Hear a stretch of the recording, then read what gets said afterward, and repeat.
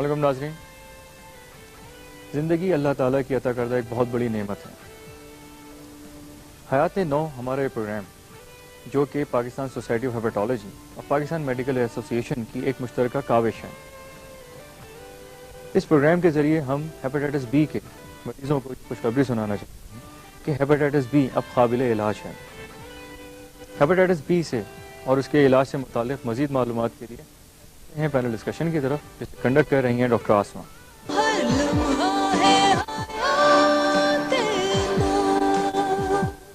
شکریہ ڈاکٹر احسن. آج ہم ہیپاٹائٹس بی اور اس کے بچاؤ کے بارے میں بات چیت کریں گے. اس سلسلے میں ہم نے جن ماہرین کو اپنے اسٹوڈیو میں مدعو کیا ہے سب سے پہلے میں آپ سے ان کا تعارف کراؤں گی. سب سے پہلے تشریف رکھتے ہیں ڈاکٹر زاہد یاسین ہاشمی جو کہ پروفیسر آف میڈیسن ہے پنجاب میڈیکل کالج فیصل آباد میں اور اس کے علاوہ چیئرمین لیور فاؤنڈیشن ٹرسٹ بھی ہیں فیصل آباد میں. ان کے ساتھ تشریف رکھتے ہیں ڈاکٹر سراج الدولہ سید جو کہ professor and head of the department pathology ہیں سندھ میڈیکل کالج کراچی میں. اس کے علاوہ کنسلٹنٹ ہسٹوپیتھولوجسٹ ہیں دی لیب کراچی میں. اس کے علاوہ جنرل سیکرٹری پاکستان ایسوسی ایشن آف پیتھولوجی بھی ہیں اور اس کے علاوہ پریزیڈنٹ کینسر سوسائٹی کراچی بھی ہیں اور اس کے علاوہ چیئرمین سائنٹیفک کمیٹی ہیں پاکستان میڈیکل ایسوسی ایشن کی. تو آئیے گفتگو کا آغاز کرتے ہیں. ڈاکٹر ہاشمی میں آپ سے یہ پوچھنا چاہوں گی کہ ہیپاٹائٹس بی جو ہے یہ ایک فرد سے دوسرے فرد تک کیسے پھیلتا ہے؟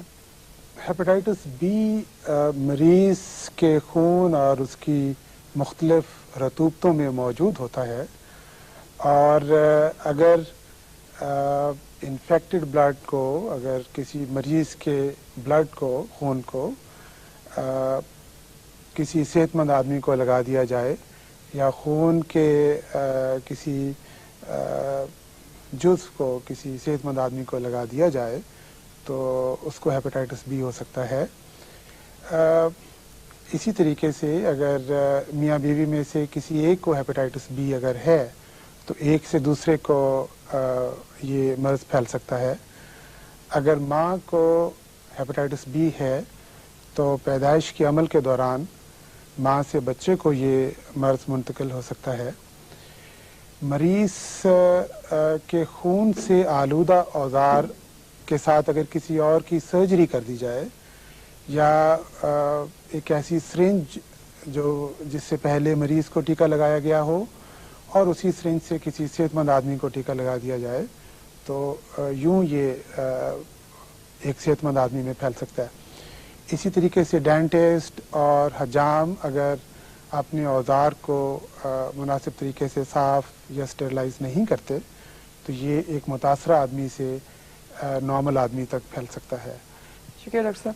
ڈاکٹر سراج آپ مجھے یہ بتائیے کہ یہ جو ہیپاٹائٹس بی ہے اگر کسی مریض کو ہو تو اسے یہ کیسے پتا چلے گا کہ اسے ہیپاٹائٹس بی ہو چکا ہے؟ یعنی کہ کیا ڈائگنوسس یا تشخیص کے طریقے؟ جی اس کو ڈائگنوسس کے لیے ٹیسٹ ہیں جو لیبارٹریز میں ہوتے ہیں اور اس کو ہم بولتے ہیں مارکر ٹیسٹ جو انفیکٹ انڈائریکٹ ہوتا ہے کہ ایک وائرس کے خلاف جو اینٹی باڈی بناتی ہے ہمارا جسم اس اینٹی باڈیز کو چیک کر کے ہم کہہ دیتے ہیں کہ اس کے اندر یہ وائرس ہے.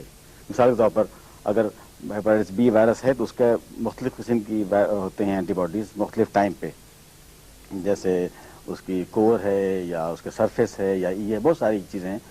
تو سمپل ورڈ میں کہنا یہ کہ یہ مختلف لیبارٹری ٹیسٹ کے ذریعے ہم یہ کہہ سکتے ہیں کہ مرض کو ہے یا نہیں ہے اور ہے تو کس اسٹیج پر ہے. یہ بھی جاننا ضروری ہوتا ہے اس مرض کے لیے کہ کس اسٹیج پہ ہے, یہ اس کے حساب سے ہی اس کی آگے بات چلتی ہے. یہ جو پیشنٹ ہیں ہمارے ملک میں پاکستان میں ہیپاٹائٹس بی کا شکار ان کی اندازاً کیا تعداد ہوگی؟ اور خاص طور پہ میں یہ پوچھنا چاہوں گی کہ ہمارے ملک میں ہیپاٹائٹس بی پھیلنے کی سب سے بڑی وجہ کیا ہے؟ اس وقت کم و بیش کوئی 400 ملین کے قریب ہیپاٹائٹس بی کے مریض پوری دنیا میں ہیں اور ساؤتھ ایسٹ ایشیا ایک ایسا ریجن ہے جہاں ہیپاٹائٹس بی باقی دنیا کے ممالک کے مقابلے میں زیادہ ہے. ہمارے ہاں بھی جو سٹڈیز کوئی 10-15 سال پہلے ہوئیں تو اس وقت تو ہمارے ہاں کوئی 10 سے 15% کے قریب لوگ ہیپاٹائٹس بی میں مبتلا تھے, لیکن اسکریننگ ٹیسٹ آسانی سے دستیاب ہونے کی وجہ سے اور ویکسینز آسانی سے دستیاب ہونے کی وجہ سے اب یہ شرح کافی کم ہو گئی ہے. خیال ہے کہ اس وقت ہمارے ملک میں اس کی پریولنس کوئی 5-6% کے قریب ہے. تقریباً ہر 15 میں سے ایک شخص اس کا شکار ہے. جہاں تک اس کے پھیلنے کی وجوہات کا تعلق ہے، جیسے میں نے پہلے عرض کیا کہ وجوہات تو بے تحاشا ہیں، لیکن اگر ہم سب سے بڑی وجہ اگر آپ جاننا چاہ رہی ہیں تو وہ تو یقیناً ابھی بھی خون یا خون کے اجزاء کا ٹرانسفیوژن ہے، کا انتقال ہے بغیر پراپر اسکریننگ کے.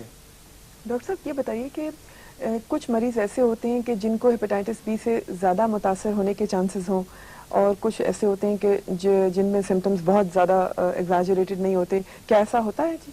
ہاں، یہ وائرس بہت ہی کمپلیکیٹڈ وائرس ہے. یہ جب جسم میں داخل ہوتا ہے کسی بھی روٹ سے، پہلی بات بتا دوں آپ کی اس بات کا کہ کون لوگ زیادہ اس میں متاثر ہونے کے خطرے میں ہیں. Health worker, essentially health worker, doctors, nurses, ward boys, surgeons, جو انسان کے جسم کی رطوبت سے ان کی پروفیشنل تعلق ہے. رطوبت مطلب خون یا جسم کے کوئی فلوئڈ، اسٹیٹک فلوئڈ یا کوئی بھی جسم کا فلوئڈ اس میں ہوتا ہے. یہ تو جو لوگ اس میں کام کر رہے ہیں health worker as a whole, وہ تو ہائی رسک ہیں. ان سب کو لگنا چاہیے ویکسینیشن. بلکہ اب تو یہ کہ میرے خیال میں پوری آبادی کو لگنا چاہیے، 5-6% کم بات نہیں ہے. پینل ڈسکشن ابھی جاری ہے، لیکن اس وقت ہم لیں گے ایک چھوٹا سا بریک.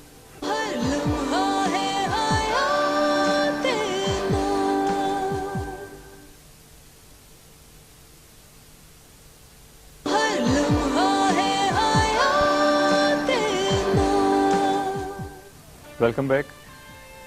آئیے ایک دفعہ پھر چلتے ہیں پینل ڈسکشن کی طرف. ڈاکٹر سراج، ایک بات مجھے اور بتائیے کہ یہ جو پریونشن ہے، یعنی کہ اس بیماری سے بچاؤ کا کیا کیا طریقے ہوتے ہیں، یہ ذرا بتائیے. ہم سب جانتے ہیں، بچپن سے پڑھتے رہے ہیں، prevention is better than cure. تو خاص کیسی بیماری کا جس کا کیور ہے لیکن لمبا ہوتا ہے علاج، تو وائی ناٹ پریونشن کیا جائے. تو ہم یہ بات طے کر چکے ہیں اور یہ بات بالکل سے اسٹیبلش ہو چکی ہے کہ یہ جسم کے ہر رطوبت میں ہوتی ہے. تو ہر اس رطوبت سے جہاں بھی کسی کو ایکسپوز ہونے خطرہ، اس سے بچے ہو. تو پہلی بات تو یہ کہ بلڈ جب بھی وہ ٹرانسفیوژن لے کوئی آدمی زور پر، وہ تو نہ لے. بلڈ ٹرانسفیوژن آج کل بہت ہی مس یوز ہوتا ہے فرینکلی اسپیکنگ. جس کو دیکھو کہتا ہے بلڈ لگوا لو، ہیموگلوبن ہوا 10 گرام 8 گرام بلڈ لگوا لو. بلڈ لگانا بہت ہی سیریس بات ہے ایکچولی. اگر لگوانا ہی پڑ جائے کسی بھی وجہ سے، اگر بائی پاس ہونا ہے تو لگنا پڑے گا، اس کو کوئی سرجری ہونی ہے تو ضرورت پڑے گا. تو blood must be screened.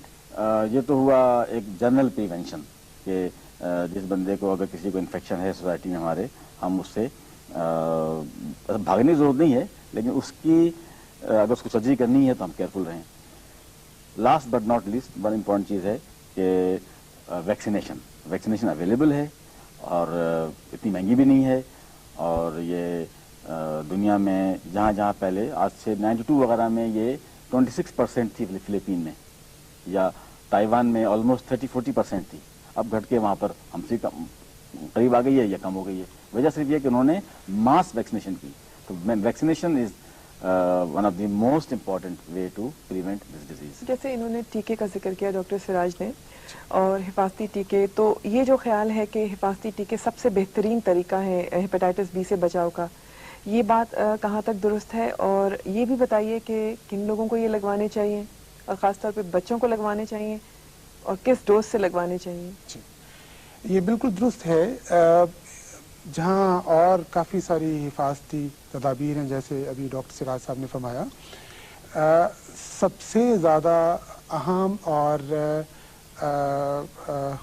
Effective جو طریقہ ہے حفاظت کا وہ ویکسینیشن ہی ہے. اور دنیا میں جو تیز رفتاری کے ساتھ مختلف ممالک میں، ہمارے اپنے ملک میں بھی اس کے پریولنس میں جو کمی آئی ہے، وہ اسکریننگ اور پھر جو لوگ نیگیٹو ہیں ان کی ویکسینیشن کے باعث ہی ایسا ممکن ہوا. یقیناً ویکسینیشن سب سے زیادہ مؤثر طریقہ ہے اس مرض سے بچنے کا.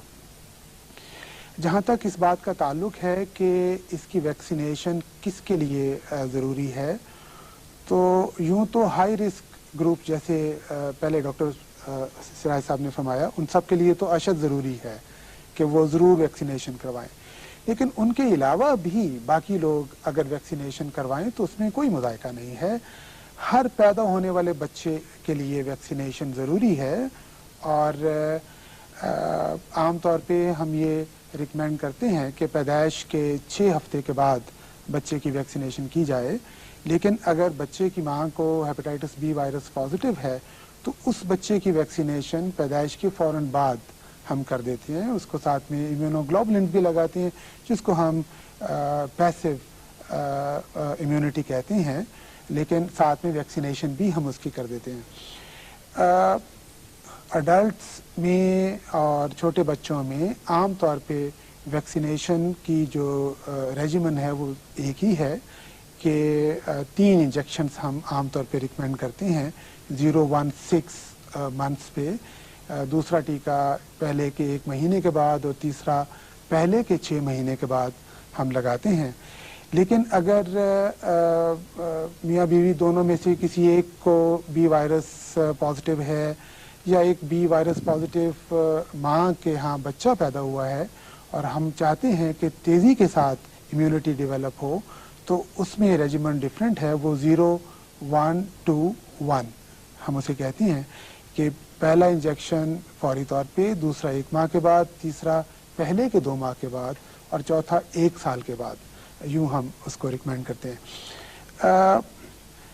अगर कोई शख्स एंडेमिक एरिया में ट्रैवल करे, जैसे साउथ ईस्ट एशिया में, अभी भी कैम्बोडिया में, वियतनाम में इसकी परसेंटेज बहुत हाई है, इन इलाकों में अगर किसी शख्स ने ट्रैवल करना है थोड़ी मुद्दत के लिए तो वो तो इम्यूनोग्लोबुलिन्स का टीका लगा के भी वहाँ जा सकता है। लेकिन अगर ज़्यादा मुद्दत के लिए उसने वहाँ ठहरना है या वो इम्यूनोग्लोबुलिन्स नहीं लगवाना चाहता तो उसके लिए जो रेजिमेंट हम रिकमेंड करते हैं वो 0-7-21 डेज है कि दूसरा टीका पहले टीके के 7 दिन के बाद, तीसरा टीका पहले टीके के 21 दिन के बाद और चौथा टीका फिर 1 साल के बाद हम जो है रिकमेंड करते हैं। जहाँ तक इसकी डोज का ताल्लुक है, अमूमन बच्चों में ½ cc इंजेक्शन लगाया जाता है और 19 साल की उम्र तक ½ cc हम रिकमेंड करते हैं। 20 साल या उससे ज़ायद उम्र के जो लोग हैं उनको 1 cc इंजेक्शन हम रिकमेंड करते हैं। और जो मुनासिब साइट वो डेल्टॉइड है बाजू में, यहाँ हम इंजेक्शन लगाते हैं। किसी भी सूरत पे हिप में इंजेक्शन नहीं लगवाना चाहिए। बच्चों में बाज़ औक़ात हम थाई की साइड पे हम परमिट कर देते हैं, लेकिन यकीनन डेल्टॉइड एक ज़्यादा बेहतर साइट है क्योंकि यहाँ से वैक्सीन का जज़ब होना और फिर दिफाई निज़ाम को स्टिमुलेट करके एंटीबॉडीज़ बनाना ज़्यादा साबित हुआ है और एंटीबॉडीज़ का टीटर ज़्यादा बेहतर इसमें डेवलप होता है। तो इसलिए हम रिकमेंड करते हैं कि डेल्टॉइड पे ही लगाया जाए। डॉक्टर सिराज, ये बताइए कि ये जो हिफाजती टीका जिसका अभी जिक्र हो रहा है, ये बताइए कि ये किस तरह हिफाजत करता है, इसका क्या मोड ऑफ एक्शन है? किसी वैक्सीन में, सिर्फ इसमें किसी वैक्सीन में उसी वायरस का वो हिस्सा दिया जाता है, इंजेक्शन दिया जाता है जिससे इन्फेक्शन नहीं हो सकता। कहने मतलब ये कि बाद लोगों को फिक्र होती है कि इंजेक्शन देने कहीं उससे वैक्सीन उससे कहीं इन्फेक्शन ना हो जाए, और ये जिन लोगों को कहते हैं नीम हकीम खतरा जान या नीम उल्ला खतरा ईमान, तो जिनको ज़रा नॉलेज कम हो तो उस तरह से परेशान हो जाते हैं वो।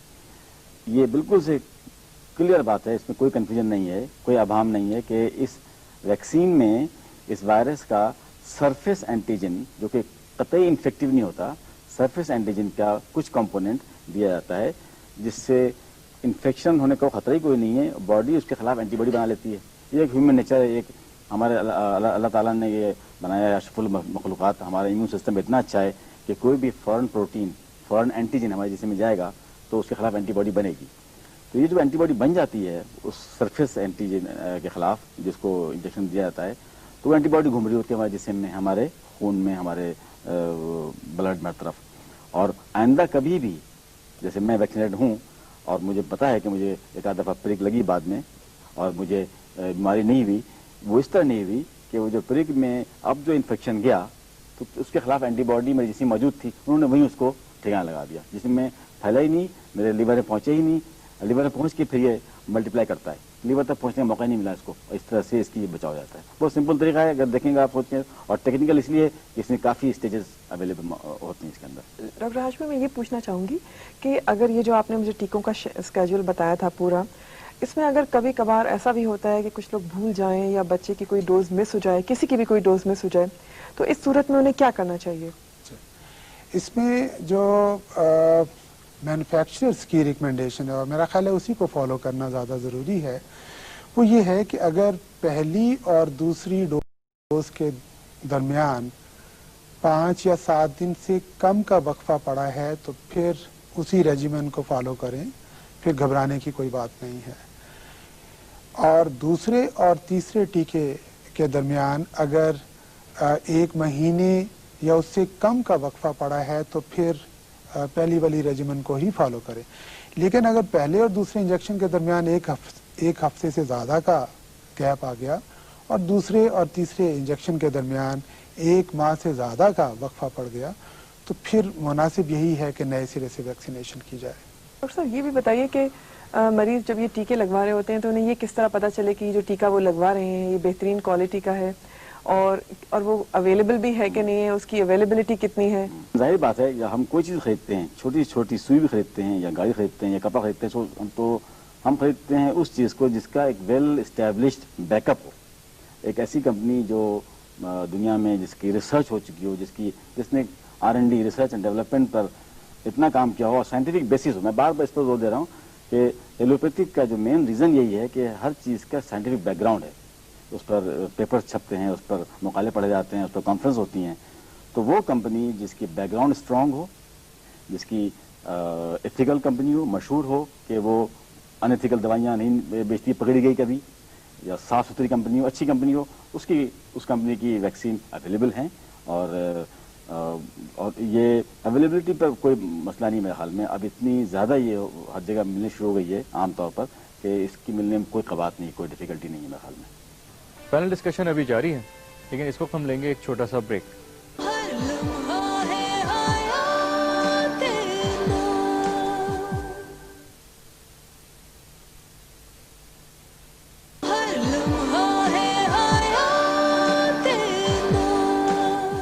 Welcome back. آئیے ایک دفعہ پھر چلتے ہیں پینل ڈسکشن کی طرف. ڈاکٹر صاحب آج کی ہماری گفتگو کافی مفید تھی اور ہم پروگرام کے حوالے سے آپ چاہیں گے کہ اگر آپ مریضوں کو کوئی پیغام دینا چاہیں. جی جہاں تک ہیپاٹائٹس بی وائرس کے مریضوں کا تعلق ہے ان کے لیے تو میرا پیغام یہ ہے کہ مایوسی والی کوئی بات نہیں ہے.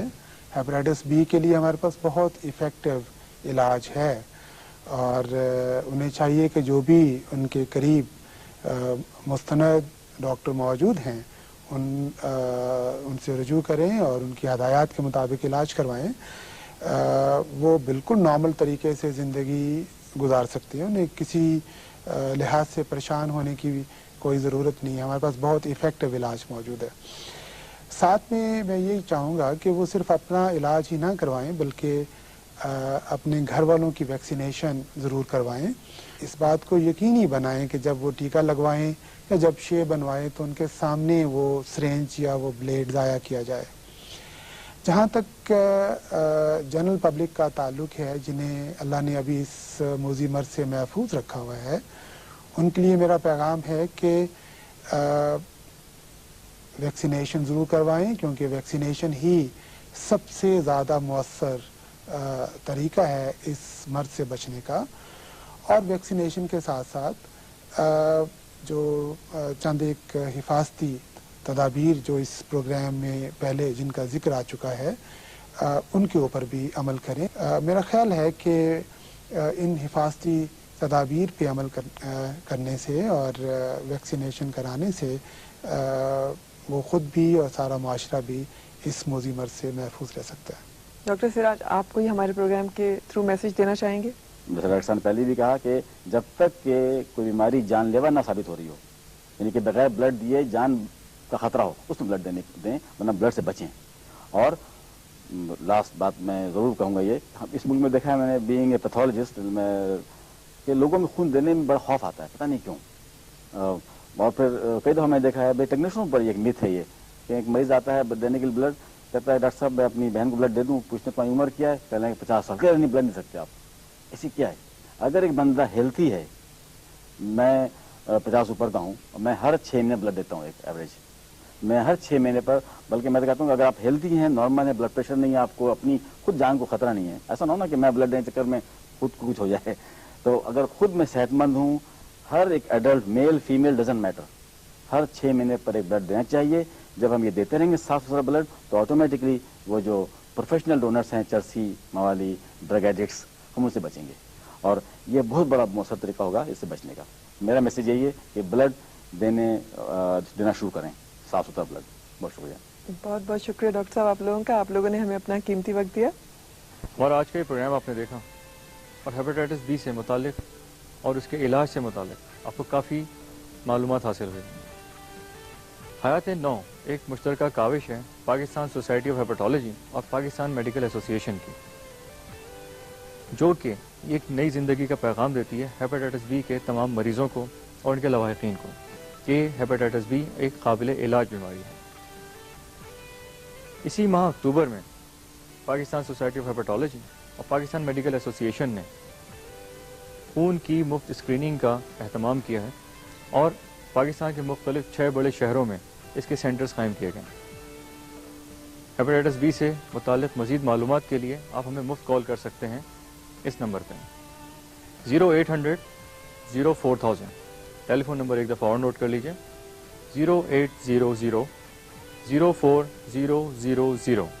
ہیپیٹائٹس بی سے متعلق مزید معلومات کے لیے اگلے ہفتے آپ سے پھر ملاقات ہوگی ایک نئے پینل کے ساتھ. تب تک کے لیے ڈاکٹر احسن کو اجازت دیجیے. اللہ حافظ. دھند ہو جب حالات میں ہر چھوٹی بات میں خوشیاں بھی تو ہے